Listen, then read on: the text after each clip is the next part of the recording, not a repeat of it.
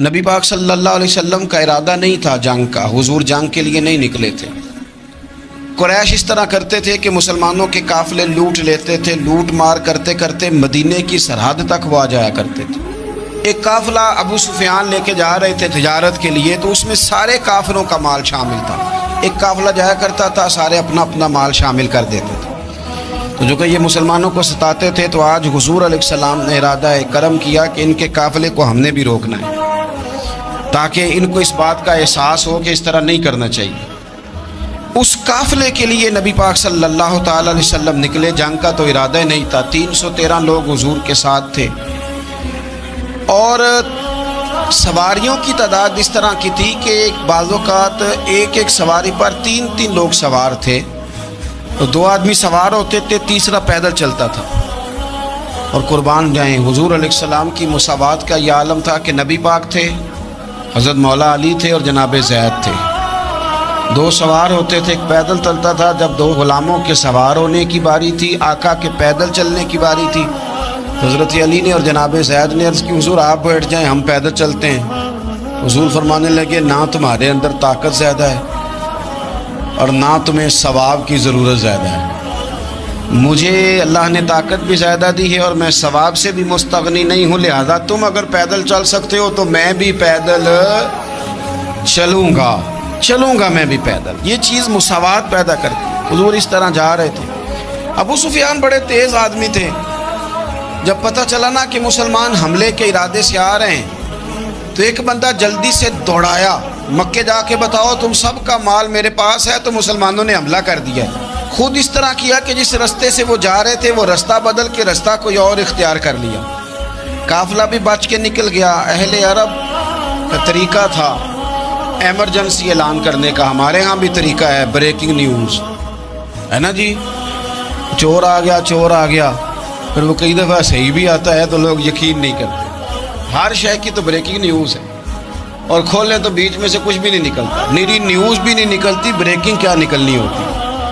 اس لیے میں کہتا ہوں کہ میڈیا کی ہر بات کو تسلیم نہ کر لیا کریں، سوشل میڈیا پہ چلنے والی ہر خبر کو نہ مان لیا کریں۔ یہاں تو اتنا عجیب حال ہے، ہمارے ایک بزرگ عالم دین ہے، بیچارے پچھلے دنوں وضاحت دے رہے تھے، خود بیٹھ کے کہہ رہے تھے میں زندہ ہوں بھائی، کسی نے میڈیا پہ خبر دے دی کہ میں فوت ہو گیا ہوں۔ وہ کہہ رہے تھے مہربانی کرو مجھے سونے دو، سارا دن ٹیلی فون آتے ہیں اور لوگ مجھے ہی فون کر کے میری تعزیت کا پوچھنے لگ جاتے ہیں۔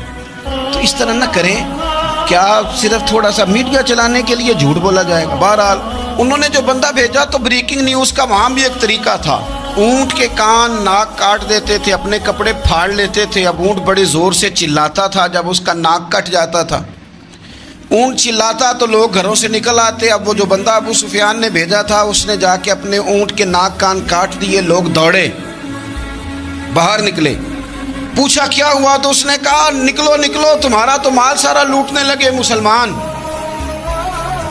وہ ابو سفیان بچ کے نکل گئے تھے، انہوں نے پیغام بھی دیا کہ میں بچ کے آ گیا ہوں، اب آنے کی ضرورت نہیں۔ لیکن انسان کو جو چیز سب سے زیادہ پستی میں لے جاتی ہے وہ اس کا تکبر ہوتا ہے۔ تو مینوں جانتا ہی نہیں، تجھے میرا پتہ ہی نہیں، کہ لے ڈوبتی ہے چیز لوگوں، انہیں بھی لے ڈوبی۔ انہوں نے کہا جی اب نہیں واپس جانا، اب چلو۔ 1000 کا لشکر، گانے بجانے والی عورتیں ساتھ، شراب کے مٹکے ساتھ، 10 اونٹ روز ذبح ہو رہے ہیں، سردار دعوتیں پکا رہے ہیں، گوشت بھونا جا رہا ہے۔ بدر میں پہنچ گئے، مسلمان بھی 313 پہنچ گئے۔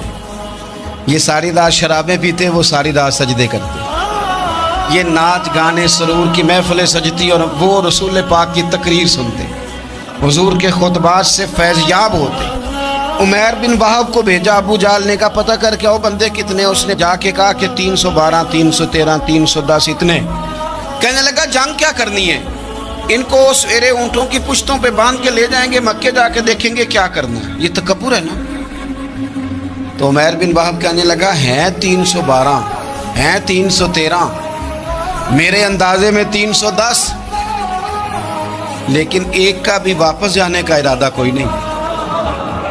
میں نے جس کو بھی دیکھا ہے شہادت کی دعا مانگتے دیکھا ہے، ارادہ بڑا پکا لے کے آئے، شہادت ہے مطلوب و مقصود مومن، نہ مال غنیمت نہ کشور کشائی۔ نبی پاک صلی اللہ علیہ وسلم نے جب دیکھا نا کہ وہ تو جنگ کے لیے آن پہنچے ہیں اور ارادہ تو قافلے کا تھا، تو حضور نے صحابہ سے مشورہ کیا. نبی پاک علیہ الصلوۃ والسلام نے ہمیں بتایا ہے کہ چیزیں مسلط نہ کرو. ہم نہ اپنا مسلط کرتے ہیں، یعنی تراویح پڑھنے والا بندہ دوسروں کو بڑا گھورتا ہے کہ تو کیوں نہیں پڑھتا، بھئی تو پڑھ رہا ہے نا تو اللہ سے دعا کر یہ بھی پڑھے، لیکن اپنا مسلط نہ کر، دعوت دے، تبلیغ کر. نفل پڑھنے والا سب کو گناہگار ہی سمجھنے لگ جاتا ہے. عصر کی پہلی 4 سنتے تو کیوں نہیں پڑھتا، تو کیوں. بھئی آپ مسلط کریں گے، آپ رائے دیں اور رائے دے کے سائڈ پہ ہو جائیں. مسلط کرنے کی تو اجازت نہیں. حضور کا تو حکم چل سکتا ہے نا، چلتا ہے نا. لیکن حضور نے بھی صحابہ سے پوچھا، بھئی وہ تو لڑنے آ گئے ہیں، اب کیا کرنا ہے؟ تو حضرت صدیق اکبر کہنے لگے، حضور کرنا وہ ہے جو آپ نے فرمانا ہے. حضرت عمر کہنے لگے، حضور تلواروں کو تو زنگ لگ گیا ہے. اور جناب علی شیر خدا مرتضیٰ مشکل کشا غل عطا، مولا کائنات فرمانے لگے، حضور علی اور تلوار یہ تو رشتہ ہی بڑا پرانا ہے، تیاری کریں. حضور کا خیال تھا کہ انصار بھی تو بولے نا، یہ تو سب مہاجرین بول رہے ہیں. انصار کو جب سمجھ آئی نا کہ اشارہ ہماری طرف ہے تو حضرت سعد بن عبادہ اٹھے، کہنے لگے، حضور آپ کا اشارہ ہماری جانب ہے؟ فرمایا ہاں. کہا یا رسول اللہ صلی اللہ علیہ وسلم خشکی پہ بھی لڑیں گے اور دریا میں بھی لڑیں گے. حضور انسانوں سے بھی لڑیں گے اور آپ حکم دیں گے تو جنوں سے بھی لڑیں گے. وہ بیٹھے تو حضرت مقداد اٹھے اور کمال کر دی، کہنے لگے یا رسول اللہ آپ ہم سے ارادہ پوچھ رہے ہیں؟ ہم کو حضرت موسیٰ کی قوم ہے جو اپنے نبی سے کہہ دیں گے آپ لڑیں اور آپ کا خدا لڑے. سونیا ہم آپ کے ساتھ لڑیں گے اور آپ کے قدموں پہ جانیں بھی قربان کریں گے. نبی کا حکم ہو تو کود جائیں ہم سمندر میں اور جہاں کو محو کر دیں نعرہ اللہ اکبر میں.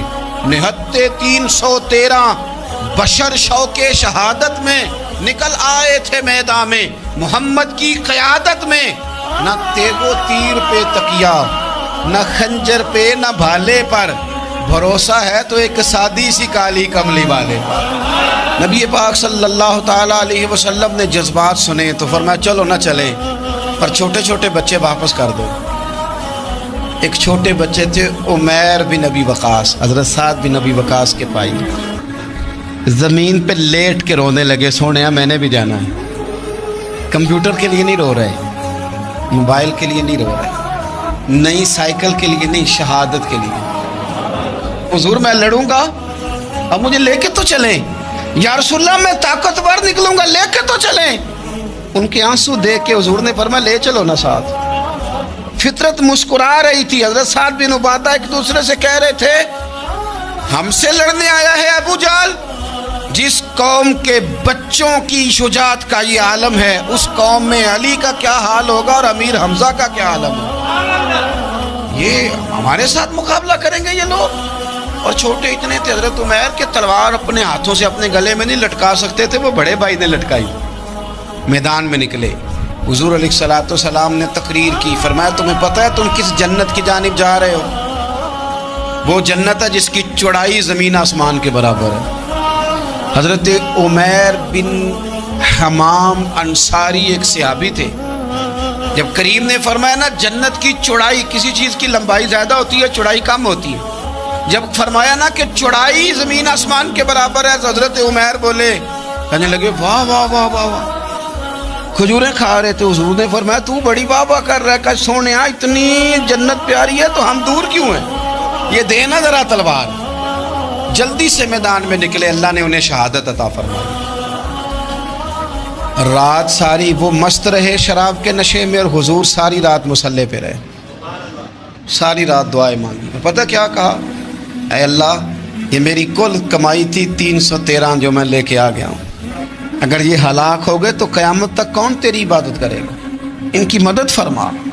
اور ایک رات پہلے صفیں بھی سیدھی کرائیں، بلکہ صفیں سیدھی کراتے حضرت سواد کے پیٹ پہ چھڑی لگ گئی تو انہوں نے کہا حضور بدلا دیں. حضور نے کپڑا ہٹایا تو انہوں نے وجود چومنا شروع کر دیا. حضور نے ہمیں سبق دیا کہ صفیں بھی سیدھی کرانی ہے اور دعائیں بھی کرانی ہیں. صف بھی سیدھی ہو، مصلی بھی آباد، دونوں کام کرنے، اور پھر توکل ہو، پھر تمہارا دل جمے کہ انشاءاللہ فتح اللہ مسلمانوں کو دے گا. رونے نہ رویا کرو, معیشت کے, معاشرت کے, غریبی کے, تنگ دستی کے, فقیری کے رونے نہ رو. اللہ کی مدد کو آواز دو. ہم نے وہ لوگ بھی دیکھے ہیں بیچارے جو نہ اسلامی معیشت پہ بات کرتے ہیں, نہ معاشرت پہ, نہ اخلاقیات پہ, اور جب بھی بات کریں گے کہیں گے حضور کو تو علم ہی کوئی نہیں تھا, قاری کچھ نہیں سکتے, مجبور محض تھے معاذ. یہ تقریریں کریں گے. یہ مسلم شریف کی حدیث ہے, کوئی اختلاف والی بات نہیں, پر بعض اوقات نا دل کو تکلیف ہوتی ہے کہ یار اس طرح کی باتیں کیوں کرتے ہو. یہ مسلم ہے. حضرت انس بن مالک فرماتے ہیں ایک رات پہلے حضور نے چھڑی پکڑی اور میدان بدر میں جا کے فرمایا, لکیر کھینچ کے فرمایا یہاں ابو جہل مرے گا, یہاں عتبہ مرے گا, یہاں شیبہ, یہاں ولید مرے گا. حضور نے لکیریں کھینچی. فرماتے ہیں باقی لوگ جنگ لڑ رہے تھے اور میں چپ کے لکیریں بھی دیکھ رہا تھا کہ حضور نے لگائی تھی. فرماتے ہیں اللہ کی عزت کی قسم کوئی کافر 1 انچ بھی ادھر ادھر نہیں ہوا, جہاں نبی پاک نے لکیر لگا دی تھی وہیں مرا ہے. یہ شان اللہ نے حضور کو دی ہے, حضور کے علم مبارک کا یہ کمال ہے. نہ اس طرح کی باتیں کریں جس سے امت تقسیم ہو. سویرے جنگ شروع ہوئی, صبح 3 کافر میدان میں نکلے, عتبہ, شیبہ اور ولید. 3 انصاری مسلمانوں کی جانب سے مقابلے میں نکلے, لیکن وہ تکبر جو ہوتا ہے نا وہ جان چھوڑتا نہیں. تو ولید کہنے لگا, عتبہ شیبہ کہنے لگے ہم نے نہیں ان سے لڑنا, یہ تو ہمارے پائے کے ہی نہیں, کوئی قریش میں سے بھیجو, قریش میں سے. آپ نے کون سا ناراض ہونا ہے, ویسے چودھریوں کے بچے, سیٹھوں کے بچے کچھ بھی نہیں کر پاتے, کیونکہ ساری زندگی لوگ چودھری صاحب کہہ کے دماغ ہی نہیں ٹھیک ہونے دیتے, وہ رہ جاتا ہے کام سے ہی. میرے حضرت صاحب فرمایا کرتے تھے, میرے استاد جی, کسی گھر میں علم چلا جائے تو کئی دفعہ نکل آتا ہے, لیکن کسی گھر میں پیری مریدی چلی جائے وہ نہیں نکلتی, کیونکہ پیر کا بیٹا جس طرح کا بھی ہو لوگ پیر مان ہی لیتے ہیں. اور اسی طرح کسی گھر میں چودراہٹ چلی جائے تو وہ بھی باہر نہیں آتی. بچوں کو لوگ چودھری کہہ دیتے ہیں, اس بیچارے کا بھی دماغ خراب ہوتا ہے, کچھ کر ہی نہیں پاتا. یہ چودراہٹ ہر جگہ مصیبت کھڑی کرتی ہے الا ماشاء اللہ. ولید کہنے لگا ہم نے نہیں لڑنا, یہ ہمارے پائے کے بندے پہ جو انصاریوں سے لڑے. تو فطرت مسکرا کے کہہ رہی تھی لگتا ہے تمہارا جلدی مرنے کا ارادہ ہے. ٹھیک ہے, پھر نبی کریم نے فرمایا ٹھیک ہو گیا, چلو. ابو عبیدہ بن جراح اٹھے, حضرت عبیدہ اٹھے. حضور نے فرمایا اب اللہ کا شہر امیر حمزہ اٹھے. حضرت امیر حمزہ اٹھے. تیسرے نمبر پہ حضور نے فرمایا یا علی کم, علی اٹھنا جار, ذرا نکلنا میدان میں. دیواریں ہلتی رہتی ہیں اور در کانپ جاتا ہے, علی کا نام سن کے اب بھی خیبر کانپ جاتا ہے. حضرت علی شیر خدا رضی اللہ تعالیٰ, مولا کائنات اٹھے, حضرت امیر حمزہ اٹھے, حضرت عبیدہ اٹھے. عتبہ کے مقابلے میں گئے, حضرت امیر حمزہ قتل کیا اپنے دشمن کو. شیبہ کے مقابلے میں گئے حضرت عبیدہ, لیکن حضرت عبیدہ بوڑھے تھے, اس نے ان پہ حملہ کیا, ان کا پیر کاٹ دیا. حضرت علی نکلے ولید کے مقابلے میں, 2 ہی ضربیں لگائیں, ولید کا سر کاٹ کے حضرت عبیدہ کی مدد کو بھی پہنچ گئے حضرت علی, اس کو بھی قتل کیا. پھر حضرت عبیدہ کو اپنے کندھوں پہ اٹھایا, نبی پاک کی بارگاہ میں لائے. انہوں نے حضور کے قدموں کو چوم کے کہا حضور مجھے شہادت ملی کہ نہیں ملی؟ نبی پاک نے فرمایا رب نے تمہیں شہادت کا درجہ دے دیا. اب میدان میں جہاد شروع ہوا, لڑائی شروع ہوئی, لوگ نکلے. حضرت زبیر بن عوام بھی برچھی لے کے. ایک کافر نکلا, آس اس کا نام تھا, وہ سارا لوہے کا لباس پہن کے آ گیا, صرف آنکھیں نظر آ رہی, بڑے مسلمانوں کو زخمی کر رہا تھا. اب کیسے لڑیں اس کے خلاف؟ تو حضرت زبیر بن عوام کے ہاتھ میں برچھی تھی, بس آنکھیں نظر, اتنی زور سے اللہ اکبر کہہ کے برچھی ماری نا کہ اس کا آپ نے گلا ہی کاٹ کے رکھ دیا, ہر چیز اس کے دماغ سے باہر نکل آئی, زمین پہ تڑپا. وہ برچھی اتنی پسند آئی نبی پاک کو. حضور کو صرف تسبیح پسند نہیں آتی, برچھی بھی پسند آتی. حضور کو صرف تلاوت والا مومن نہیں, جہاد والا بھی پسند آتا ہے. اصل پتہ مسئلہ کیا ہے کہ مسلمان نا ایک چیز دیتے ہیں پھر اسی کا شکار اور دوسری کو چھوڑ دیتے ہیں. دین ہمہ پہلو ہے, آپ سجدے کی بات بھی کریں, جہاد کی بھی کریں, دونوں دین ہیں. اور یہ یاد رکھیں کہ اسی سے مسلمان مضبوط ہوتا ہے. حضور کو برچھی اتنی پسند آئی کہ آپ کو بخاری میں ملے گا, نبی پاک نے برچھی لے کے بطور یادگار کے اپنے پاس رکھ لی. پھر وہ برچی حضرت صدیق اکبر کے پاس رہی، پھر وہ برچی حضرت عمر کے پاس رہی، پھر حضرت عثمان کے پاس رہی، پھر مولا علی کے پاس رہی۔ میں ان لوگوں کو کیا کہوں جنہوں نے مکے مدینے میں نبی پاک کی یادیں مٹا دی۔ سونے نے تو صحابہ کی یادگار تلواریں بھی سنبھال کے رکھی، اور تم نے حضور نے جس کنویں سے پانی پیا تھا وہ کنواں ختم کر دیا، تم نے جہاں حضور نے غسل کیا تھا وہ جگہ ختم کر دی۔ کیا بات کرتے ہو صاحب، وہ جگہیں تو ہمارے لیے چومنے کے لائق تھی اور آنے والی نسل کو وہاں عقیدت کے پھول برسانے تھے، تم نے کیا سلوک کیا؟ جنگ آگے بڑھی، تلواریں چمکی، 2 چھوٹے بچے۔ او نوجوانوں، خدا را واپس لوٹو اپنے دین کی طرف، 2 چھوٹے بچے، اور یہ اس طرح کے لفظ ہیں، مجھے کیا لینے دو وہ دیسی تھے، مجھے کیا لینے دو پینڈو تھے۔ وہ 2 بچے آ کے حضرت عبد الرحمن ابن عوف سے پوچھتے ہیں، کہتے ہیں چاچا جی ابو جہل کدھر ہے؟ یہ لفظ ہیں حدیث میں، چاچا جی، چاچو کدھر ہے ابو جہل؟ کہتے ہیں میں نے ہاسکے کا پتر، تم نے کیا کہنا ہے؟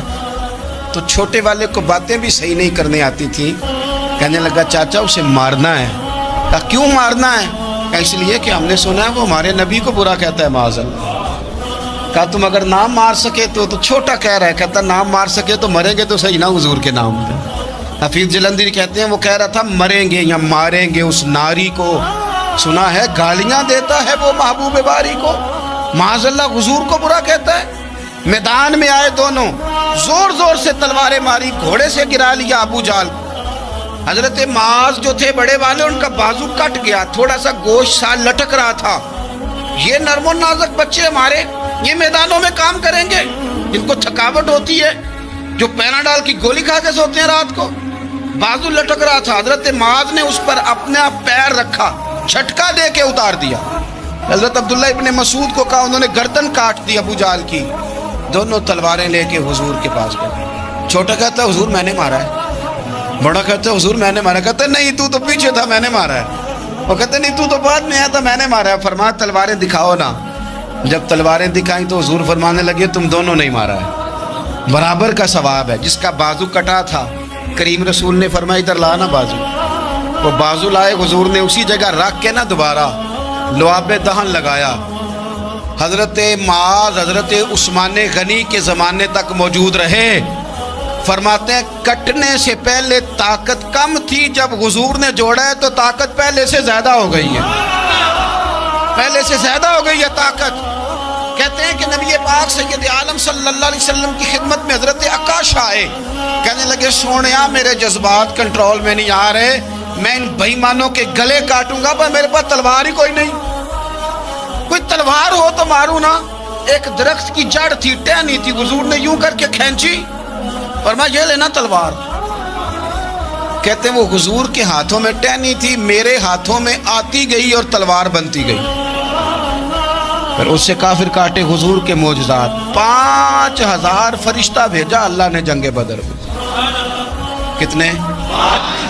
یہ میں نے بات اس لیے بیان کی ہے کہ اقبال نے ایک مشورہ دیا، کہتے ہیں تو فضائے بدر تو پیدا کر، فرشتے تیری نصرت کو اتر سکتے ہیں گردوں سے، کتار اندر کتار اب بھی۔ اقبال کیوں ایسا کہہ رہا ہے؟ تو اقبال کہتے ہیں اس لیے کہ آج بھی ہو اگر ابراہیم کا ایمان پیدا تو آگ کر سکتی ہے انداز گلستان پیدا۔ 5000 فرشتہ آیا۔ مجھے تو لگتا ہے فرشتوں نے بھی دعا کی تھی کہ یا اللہ ہم تیرے نبی کی قیادت میں لڑنا چاہتے ہیں۔ فرشتے آئے، سپر پاور تھی روما، بڑی طاقتور سمجھتی تھی، ایران، روم، یہ کیسر و کسرا، بڑی طاقتیں تھیں۔ عرب کے لوگ تو بوریا نشین تھے، صحراؤں میں نکل کے انہوں نے الٹ پلٹ کے نہیں رکھ دی سارا کچھ۔ علامہ اقبال سے کسی نے پوچھا تھا کہ مسلمان دوبارہ سے کبھی میدانوں میں آئیں گے؟ تو اقبال کہنے لگے ہاں ہاں ضرور آئیں گے، آئیں گے، یہ نکلیں گے۔ کیا کس طرح؟ کہنے لگے میں نے فرشتوں سے سنا ہے، نکل کے صحرا سے جس نے روما کی سلطنت کو الٹ دیا تھا، نکل کے صحرا سے۔ قدسی کہتے ہیں فرشتوں کو، اقبال کہتے ہیں رات وہ باتیں کر رہے تھے، میں نے سنا ہے کہ نکل کے صحرا سے جس نے روما کی سلطنت کو الٹ دیا تھا، سنا ہے میں نے یہ قدسیوں سے کہ وہ شیر پھر ہوشیار ہوگا، وہ جاگے گا، وہ بیدار ہوگا۔ یہ قدسیوں سے سنا ہے میں نے، وہ آئے گا میدانوں میں۔ घुमसान का रन पड़ा, अबू जाल कत्ल हुआ, उमैया कत्ल हुआ, कुछ देर के बाद मारा गया, अबुल बुख्तरी और उतबा और शैबा और वलीद बड़े बड़े सरदार कत्ल हुए, 70 काफिर मारे गए, 70 मुसलमानों ने कैदी बना, बाकी भाग गए और सामान छोड़ के भाग गए और घोड़े छोड़ के भाग गए, और जिसको इधर भागने का मौका मिला इधर भागा, कह रहे थे इनको बांध के ले जाएंगे, और जिसको इधर भागने का मौका मिला वो इधर भागा। पीछे से हज़रत साद बिन उबादा बोल रहे हैं, कहने लगे हमने तो सुना था मर्दों से मुकाबला है, तुम तो बीबियों से भी कमजोर निकले हो, क्या भागते हो। 14 मुसलमान शहीद हुए सिर्फ 3 दिन हुजूर